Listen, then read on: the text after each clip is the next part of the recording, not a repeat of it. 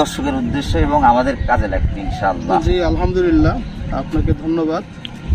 আমাদের সীমাবাড়ি জামি মসজিদের পক্ষ থেকে আপনারা এখানে এসেছেন, সুন্দর প্রাকৃতিক এই আবহাওয়ায় আপনার মনের কথাগুলো বললেন।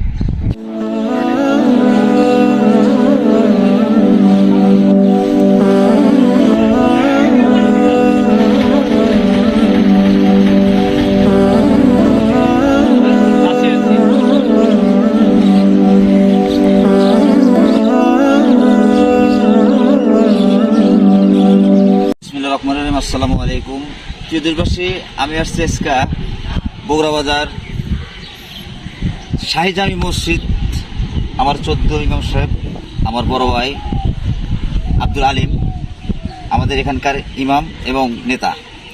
আসলে বড় ভাইয়ের সাথে আমার পরিচয়, আমি প্রত্যেকদিন দুপুরে বাড়ি যাওয়ার সময় আমি এখানে এনার পিছনে সালাত আদায় করতাম। সুবহানাল্লাহ, তাআলার কাছে লাখ লক্ষ কোটি শুকরিয়া যে আল্লাহ তাআলা ওনাকে যে সুরময় কণ্ঠটা দান করছেন। উনি যখন তেলাওয়াত বলেন তখন আমার হৃদয়টা ক্ষত, মানে আমি কি বলবো বুঝাতে পারবো না যে আল্লাহ তাআলা ওনাকে এত সুমধুর কণ্ঠ দান করছেন যে ওনার কোরআন তেলাওয়াতটা আমার কাছে এমন মুগ্ধ করে যেন আমার মনের খোরাকটা মিটে যায়। আলিম ভাই আসসালামু আলাইকুম। আলিম ভাই, আসলে আমি একজন ছোট এবং দারিদ্র লোক এবং দারিদ্র ব্যবসায়ী। তো আমি আপনার সাথে যতদিনের পরিচয় আল্লাহ তাআলার কাছে বলছিলাম, আল্লাহ পাক এনার সাথে আমার একটা সম্পর্ক করে দিয়েছে। আল্লাহ পাক সেটা কবুল করছে এবং আমার সাথে আমার একটা সম্পর্ক করে দিয়েছে। আলিম ভাই, আপনার সাথে জানতে চাইতেছি, আসলে আমরা তো দুদিনের মুসাফির দুনিয়ায়, একদিন থাকবো না, চলে যাব। আসলে এই দুনিয়ায় আমাদের করণীয় কি আর আমরা করতেছি কি, সেটা যদি আমাদের একটু খুলে বলতেন আমাদের দর্শকের উদ্দেশ্যে এবং আমাদের কাজে লাগবে ইনশাআল্লাহ। জি আলহামদুলিল্লাহ, আপনাকে ধন্যবাদ।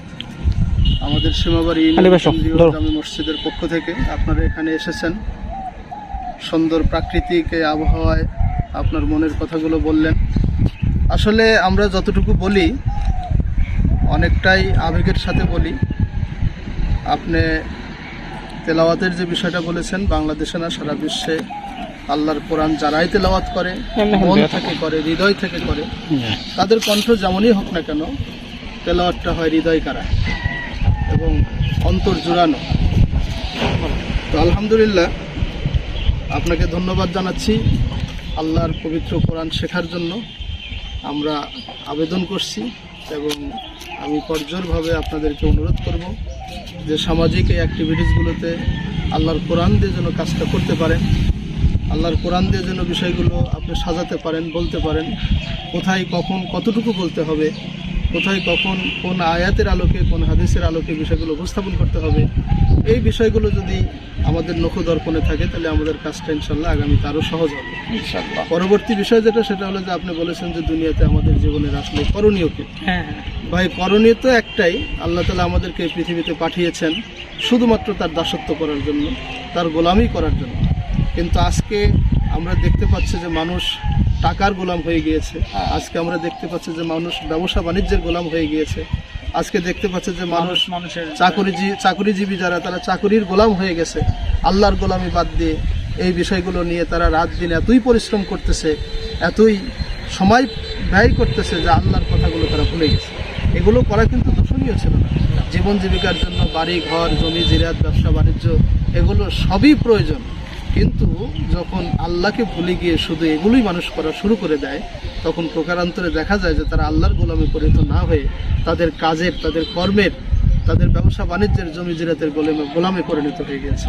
তো আমরা আপনার এই প্রশ্ন উত্তরে গোটা দেশবাসীকে জানাতে চাই, যারা আমাদের এই কথাগুলো শুনবেন, যারা আমাদেরকে দেখবেন, আমরা সবাইকে এই কথাগুলো বলতে চাই যে আসেন ভাই, আমরা দুনিয়ার জীবনের এই সময় সুযোগগুলো আমরা কাজে লাগিয়ে আখিরাতের জীবনে আমরা যেন সৌন্দর্য বৃদ্ধি করতে পারি, আল্লাহর গোলামি করে, আল্লাহর খেলাফতের দায়িত্ব পালন করে যেন আমরা গোটা দুনিয়া থেকে, আমাদের যে ইহকালীন দুনিয়া থেকে যেন আমরা যেতে পারি, সেই আশাবাদ ব্যক্ত করে আপনাদেরকে ধন্যবাদ জানিয়ে আমি আমার আলোচনা শেষ করছি। আসসালামু আলাইকুম।